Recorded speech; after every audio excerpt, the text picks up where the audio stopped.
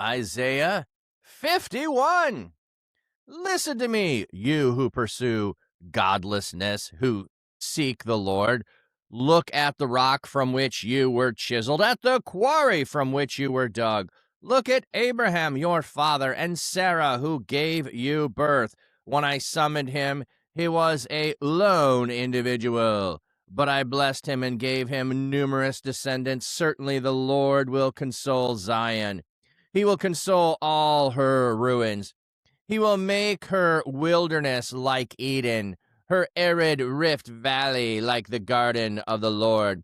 Happiness and joy will be restored to her, thanksgiving and the sound of music.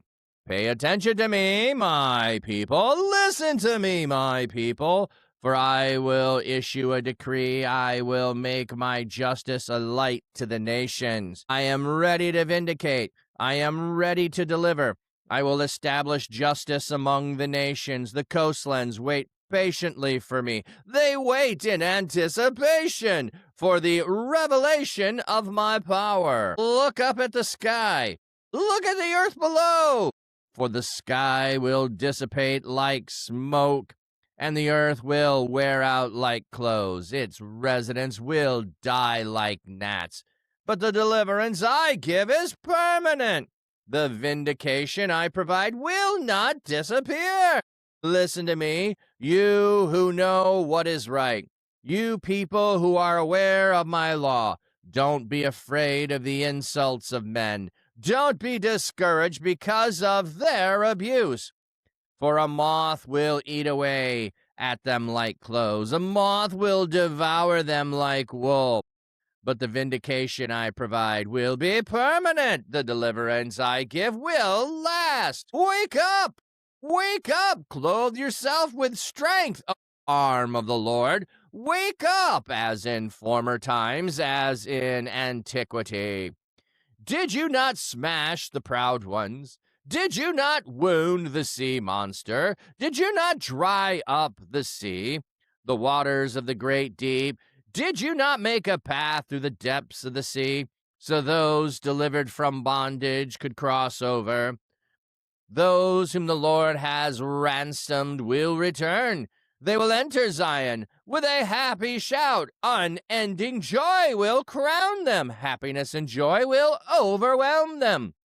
Grief and suffering will disappear. I am the one who consoles you. Why are you afraid of mortal men, of mere human beings who are as short-lived as grass? Why do you forget the Lord who made you, who stretched out the sky and founded the earth? Why do you constantly tremble all day long at the anger of the oppressor? When he makes plans to destroy? Where is the anger of the oppressor? The one who suffers will soon be released. He will not die in prison. He will not go hungry. I am the Lord your God who churns up the sea so that its waves surge. The Lord of heaven's armies is his name. I commission you as my spokesman. I cover you with the palm of my hand to establish the sky and to found the earth, to say to Zion, you are my people. Wake up! Wake up! Get up, O Jerusalem! You drank from the cup of the Lord passed to you, which was full of his anger. You drained dry the goblet full of intoxicating wine. There was no one to lead her among all the children she bore. There was no one to take her by the hand among all the children she raised. These double disasters confronted you. But who feels sorry for you? Destruction and devastation, famine and sword. But who consoles you? Your children faint. They lie at the head of every street like an antelope in a snare. They are left in a stupor by the Lord's anger, by the battle cry of your God. So listen to this, oppressed one who is drunk, but not from wine. This is what your sovereign Lord, even your God who judges his people, says. Look, I have removed from your hand the cup of intoxicating wine, the goblet full of my anger. You will no longer have to drink it. I will put it into the hand of your tormentors, who said to you, lie down so we can walk over you. You made your back like the ground and like the street for those who walked over you. So listen to me, you who pursue godliness, who seek the Lord. Look at the rock for which you were chiseled, at the quarry from which you were dug. Listen to me. So we're talking to the people who want to do what's right. That's what we're getting here. We're talking to the people who want to do what's right, who are seeking after God. Look at the rock from which you were chiseled, the quarry from which you were dug.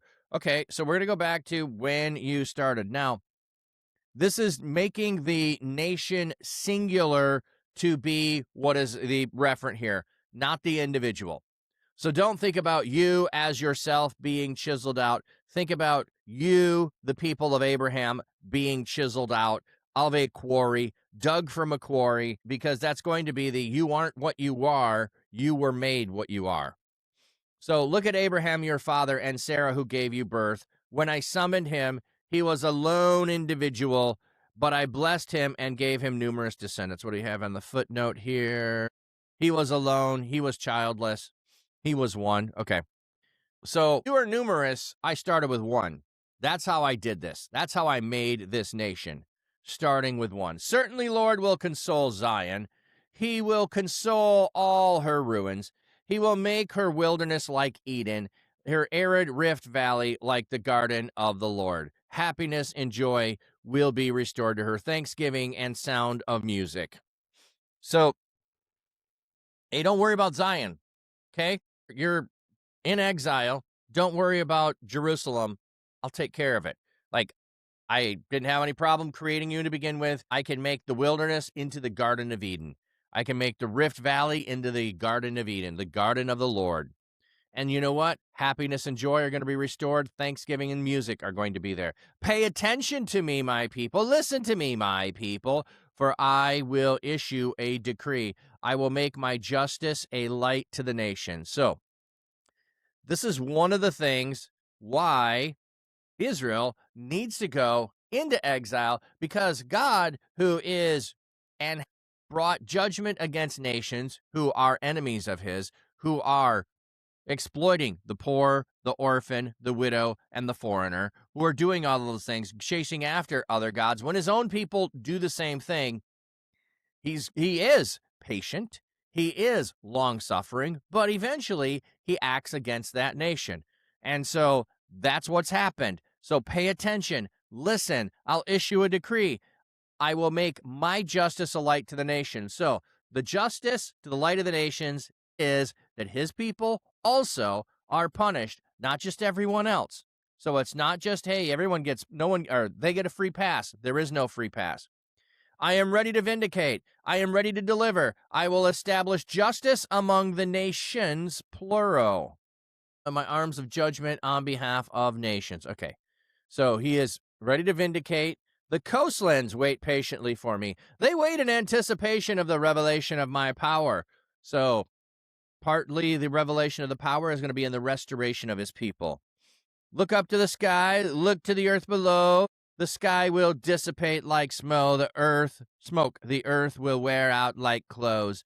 Its residents will die like gnats. But the deliverance I give is permanent. The vindication I provide will not disappear. So God's deliverance is permanent deliverance. There is no, this will sound weird, there is no escaping or being lost from what God delivers. So this is not to say that someone can't be delivered and their children can't become apostates. Okay, it's not saying that. It's not like the horrible thought of once saved, always saved. And the reason I say that's horrible is because it's ripe with abuse. Well, I'm saved, I can do whatever I want. No, that's Gnostic thinking, people. No, it's not. No one can pluck them out of my hand. Exactly. That God is protecting us from the enemy. But it's not to say we can't abandon the faith, because there's examples where so-and-so who went after the cares of this world or the riches of the world left and abandoned the faith. So we can abandon it, but we can't be plucked out of the hand. Differences here, right? we stay within loyalty to God and pursuing after God, we are protected. So listen to me, you who know what is right, you people who are aware of my law. Don't be afraid of the insults of men. Don't be discouraged because of their abuse. So there we have it.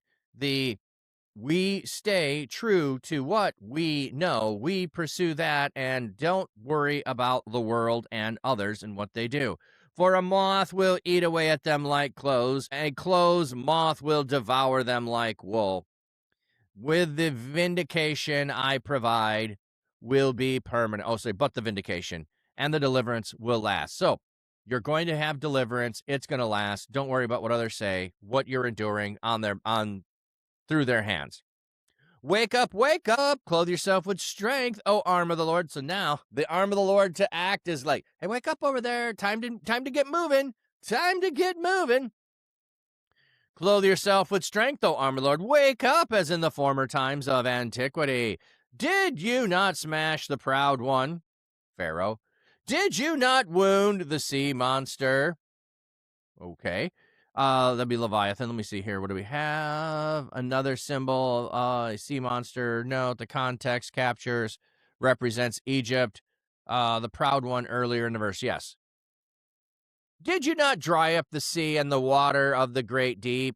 Did you not make a path through the depths of the sea so those delivered from bondage could walk across it? Yes. So God has power over Egypt. He has power over the sea. He delivered his people. That's what happened before. You think he can't do it again?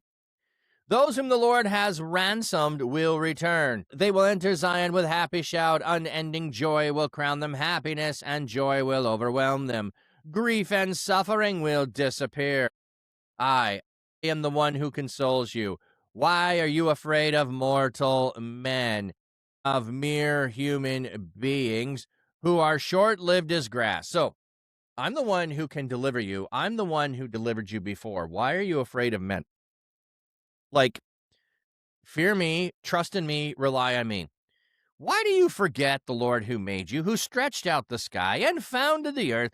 Why do you constantly tremble all day long at the anger of the oppressor when he makes plans to destroy? Where is the anger of the oppressor? So don't forget, I'm the one that made everything. I made the sky. I made the earth. We already talked about the sea.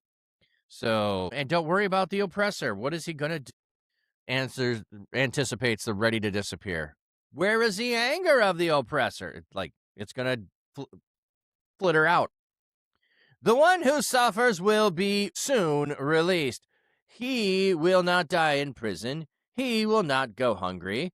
I am the Lord your God who churns up the sea so that its waves surge. The Lord of heaven's armies is his name. So I'm the one that can control the sea. We had the heaven, the earth, now the sea, all under God's control. I commission you as a spokesman. I covered you with the palm of my hand to establish the sky and to say to Zion, you are my people. So, gonna say to there, wake up, get up, Jerusalem. Drank from the cup the Lord passed you. From the full of his anger, you drained dry the goblet full of intoxicating wine. There was no one to lead her among her children she bore. There was no one to take her by the hand among all the children she raised. So Jerusalem drank the wrath, the goblet of God's wrath, and all leaders were wiped away. There was no one left to lead. These double disasters confronted you, but who feels sorry for you? Destruction and devastation, famine and sword, but who consoles you? So you had destruction, devastation, you had famine, you had sword. Who's confronting you? Who is there to console you in the midst of this all? So your children faint. They lie at the head of every street like the antelope in a snare. They are left in a stupor by the Lord's anger, by the battle cry of your God. So your children, your leaders are gone. Your children are faint. They can't take it. They can't make it through. So listen to this, oppressed one who is drunk but not with wine. This is what your sovereign Lord, even the God who judges his people, says. Look, I have removed from your hand the cup of intoxicating wine, the goblet full of my anger. You will no longer have to drink it. I will put it in the hand of your tormentors, who say to you, lie down so we can walk over you. You made your back like the ground and the street for those who walked over you. So you lied down, you took the abuse of other people, but the good news is the time is over. The cup of judgment is being pulled from your hand. You don't have to drink anymore. You've already drank all of it, and now it's going to be given to those who have oppressed you so that they can have their vindication. So if we're looking at this from the ones who actually come and do the attacking and do all of that, it is the Babylonians. And the Babylonians are going to be attacked by the Persians, and the Persians are the ones who are going to return Israel. So there's a process here. God is addressing that. He is telling them of that. He is telling them it is going to be on the way of return, will indeed happen.